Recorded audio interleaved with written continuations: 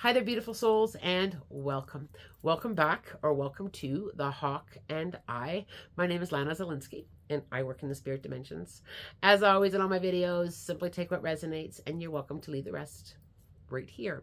I get so many questions a week, like hundreds of questions a week about angels and guides and our spirit council. So I thought I would do an updated video and share my experiences working with my council, working with angels and guides, and go a little bit deeper on the perspective that I have gained. I would never ever say that my way is the only way. However you work with your spirit guides, whatever belief system you have about them, that's perfectly okay. Now, I have sat with my spirit council in the spirit dimensions during my experiences with near death.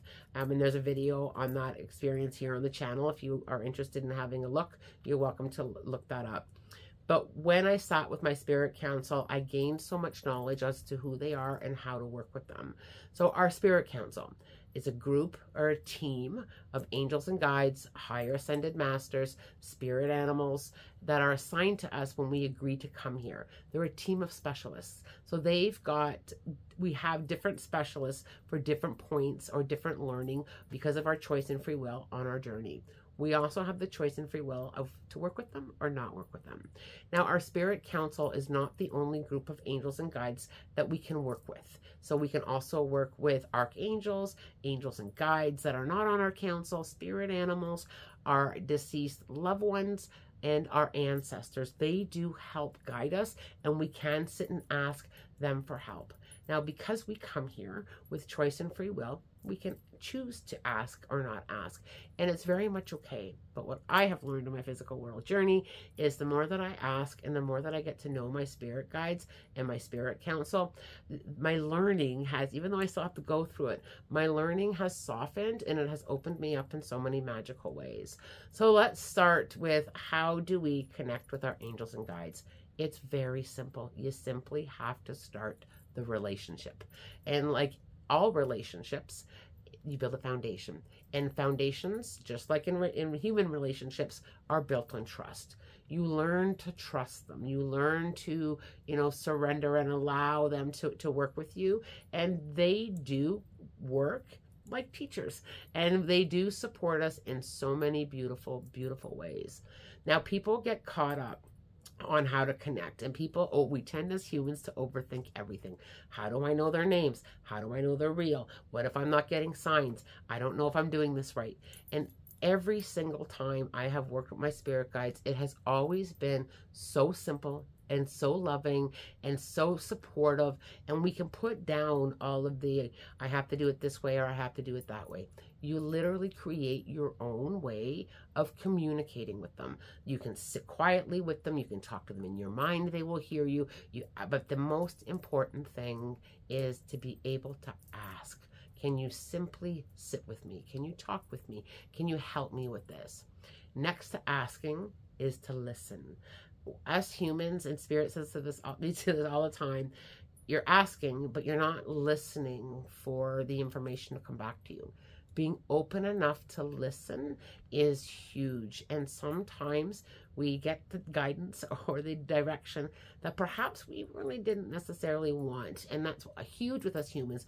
We want what we want all the time. And when we ask for our highest good and our spirit guides take us in a different direction, they're guiding us and helping us with what is best for our highest good. Following your intuition. Our spirit guides also tap into our intuition. They speak to us with gut feelings. Sometimes we get a gut feeling, okay, this is what I need to do. This is, I really feel pulled this way. We can feel them with our intuition or our inner knowing. It's not always hearing verbal words in your head. Sometimes yes, and sometimes no. And allowing us to navigate whatever the information, however it's coming to us, it can change daily. And I literally have things with my spirit guides where I'll set an intention. This is what I need to ask for. Can you show me the way or show me a sign? And I may get a sign and I may not. I may get a feeling, a thought, a push, a deep knowing. It can come in many different ways. asking for signs is very helpful. Being willing to be open to see them because sometimes in the physical world, we ask, they show us, and we may not always stay in the awareness of looking or being able or open or willing enough to take the time to pause and to have a look around. Some very common, though, signs that spirit guides will often send will be repeat numbers, little sparks of light. Sometimes it can be a message from another human being. Have you ever been talking to someone and they ask you for advice, and then you find yourself talking to them and you have a wait a minute, I think I need to hear this too. This connects to something that I'm going through, and you're giving somebody advice on something, but the information is really helpful for you as well. That can be our spirit guides connecting with us, supporting us, and giving us the information. Guidance comes in so many forms that I would never say it only comes this way or that way. It's about being open. It's about building that relationship. It's about feelings. It's about awareness. It's about thoughts. It's about spirit signs. They can send it in so many ways. Now, our spirit council, I want to come back to the spirit council. The members on our spirit council, some of those spirit council members have been with us for many lifetimes. They have walked with us through our learning. It can be for 1, 2, 3, 10, 20, 100 different lifetimes. They have a specialty in certain parts of our learning to help us. And I often will say to people, when you're experiencing your physical world lessons here, take note of repeat lessons. Do the same things start to come up for you. Rather it be the same type of people that are coming to you, the same repeat learning, the same lesson over and over again. And when we see that, that is a great time to sit with your spirit council and simply say, and it can be this simple, okay, you guys? All right, I'm here to talk to my spirit council. I'm really struggling with relationships on my journey. Can I connect with a member from my spirit council or a spirit guide that can help me, that's got the expertise to help navigate this situation with me? Being able to sit and just breathe and connect, it's that simple. You can do it in meditation. It doesn't have to be in meditation. You can just sit and simply breathe. You can sit outside and just kind of feel. You can do it while driving. I say this all the time, both in my videos and in my live feeds. I take my spirit guides with me. I just said, can you guys please come with me today? Can you help me navigate through my day? And I don't focus on who, what, when, if. I just simply ask and have learned to build that bridge of trusting that my spirit guides are with me. And you can start very simple. You can simply start with, which way is the best way to go to work today? And just kind of feel for the answer. Okay, I think I have to turn right. Start by building that relationship and learning to trust. And it does take some time. And I think as humans, we're always wanting that quick. We're always wanting it now. And spirit guides are in a different vibration. They're in an unconditional, loving, peaceful kind of space, and that's what they're trying to get us to kind of lean into, to be able to feel them. Building that solid foundation is so important. I cannot stress that enough. Building that trust, like any relationship that you have here in the physical world, it's the same. And it's the same when we connect with our loved ones and our ancestors. It's building that bridge of trust. I know that they're here. I know that they're helping. I know that they're supporting. Now, one thing with spirit guides and our loved ones in the spirit dimensions is they can help navigate through our learning, but they cannot change our learning for us. When we agreed to come into the physical world, we agreed to come and take on certain lessons. We agreed to go through them. And our spirit guides can't change that, but they can help support us with our learning. They can help support us through that. They can hold us up. They can, I always say, okay, if I'm going through this learning, please send support.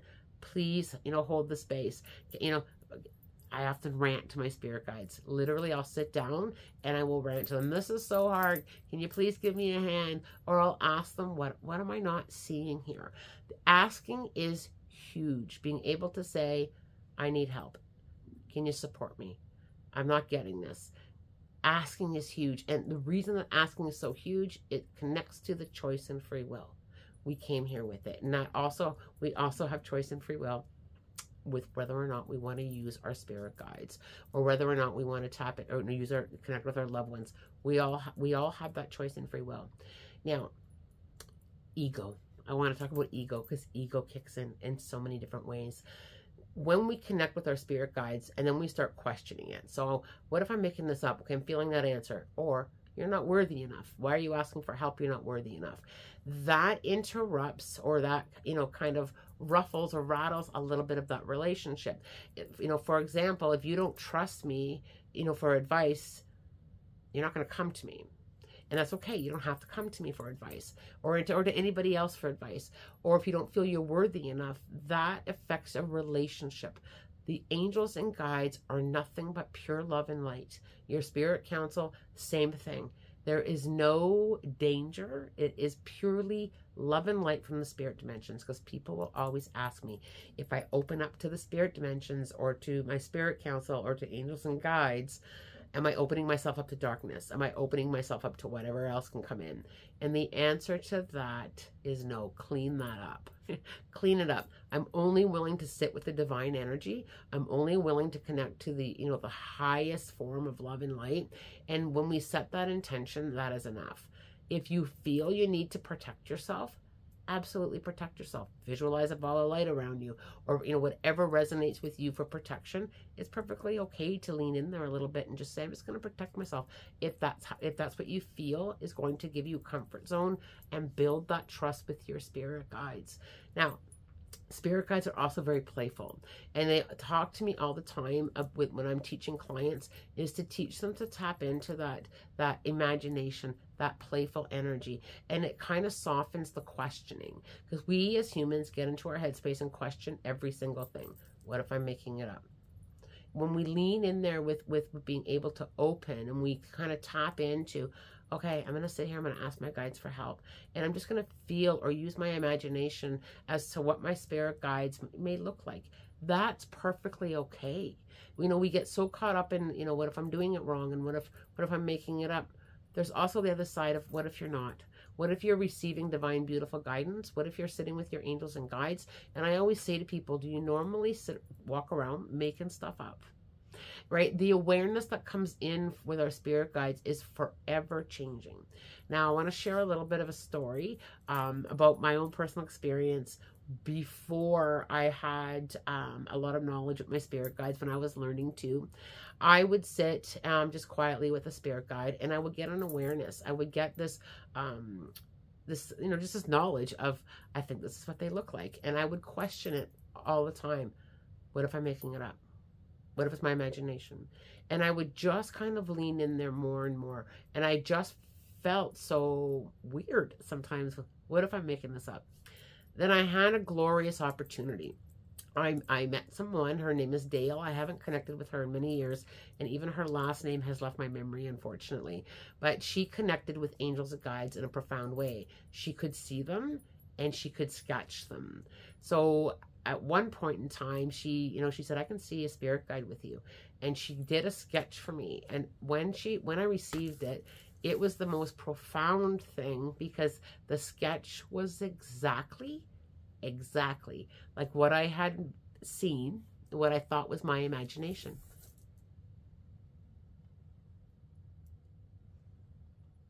This was the image that I had seen, and I questioned it for so long, right down to the color around, like that hood around her head. I would even see that, and the color green is a very healing color, and she was working with me to heal and many things on my journey, and she's still a spirit guide today that comes to me and helps me work with my healing. And it was that moment and that experience where I realized that the imagination, I was questioning it as imagination. And yes, perhaps I was using my imagination to connect. So you can be using your imagination as a connection to your spirit guides. Now, Dale had no idea. She didn't know me at all. She just literally sketched it for me. I didn't give her any information. She didn't, I wasn't doing my mediumship at this level. I was not on social media at all at that point. And I literally had that moment where I understood that the imagination part is a connection. So when you question it, and then I used to ask myself, okay, so if I am using my imagination and my spirit guide doesn't have blonde hair, or my spirit guide doesn't look like that, does it really matter? It truly doesn't matter, right? I mean, if you're getting divine guidance and you're connecting and it's bringing you peace and love and it's helping you, does it matter really if we have to pick apart if it's imagination or not, right? So that moment in receiving that sketch was huge in understanding how we receive things. We receive things very, very differently. And some people don't even have that visual or that imagination part. It's all on how you decide to work and what works for you. Now, with building any type of relationship, when you think about it from the physical world part, if someone was helping you all the time, so if your best friend or whoever was helping you all the time, or you were helping them all the time, and there was never an appreciation or a gratitude, it affects the relationship, right? So when it comes to building a relationship with my guides, I talk to them all the time, even if it's not asking for something. And I always, always, always say to people, one of the most important things with working with your spirit guides is gratitude. That builds and strengthens your relationship with them. I can't even describe how supportive gratitude is in the relationship building with spirit guides. So little things like thank you. And I know, and I probably say thank you 1,000 times a day. Thank you. I also like to, with gratitude, I like to pay things forward, whether it be something as simple as smiling at a stranger. I also will connect with nature as gratitude. I may put out a handful of birdseed. I may pick up some garbage in the forest. I might just hug a tree and just say, I'm so thankful. Or I'll often hug a tree and visualize myself hugging the spirit dimensions.